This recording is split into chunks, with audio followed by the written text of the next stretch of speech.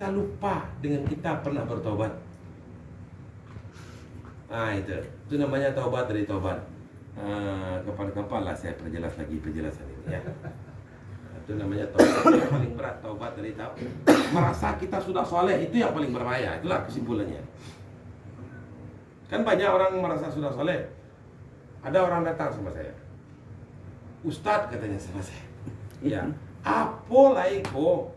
Nah, kalau bahasa Padang sedikit Pak Hafid mau ya, apolaiko, apa lagi nih gitu ya, apa lagi, apolaiko, maku kubanalah para saya ini, kenapalah hidup saya ini merana juga katanya.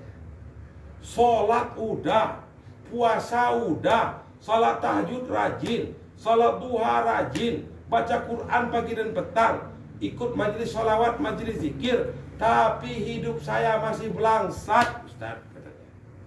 Alego salah denah. Iya tak dapat akal itu. Katanya. Ya. Apa yang menyebabkan Allah tidak merubah dirinya?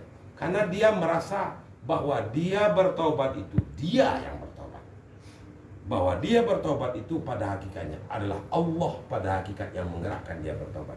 Kalaulah tidak Allah berikan kepada kita nur akal, tidak akan sempurna akal kita. Tidak Allah berikan kepada kita nur taubat, tidak akan mampu kita bertobat. Ya dah. Makanya ada doa, ya Allah jadikan aku orang taat.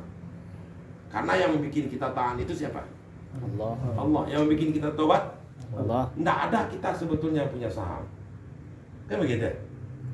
Yang sebenarnya siapa ini punya semuanya? Adalah Allah. Maka kita melepaskan diri kita dari kuasa atas amal kita. Kita tak ada kuasa atas amal kita. Dan amal itu adalah atas ciptaan Allah, atas kurnia Allah, atas pemberian Allah, atas kehendak Allah.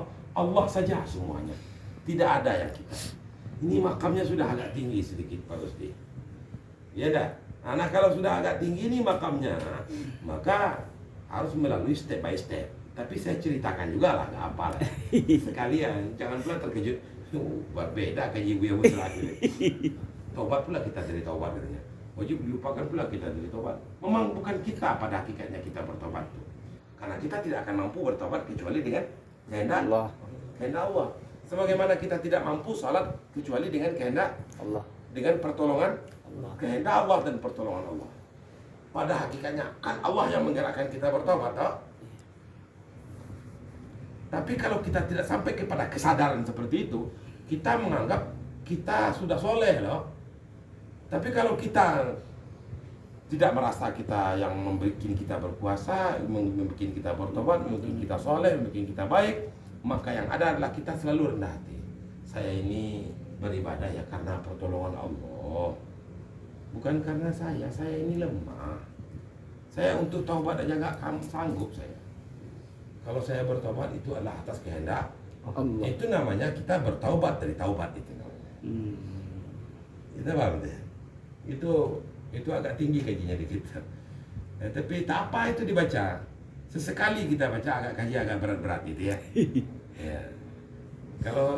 Kalau yang datar-datar aja kaji ini kadang-kadang tak nyangkut ya. Perlu juga sesekali. Ya dah.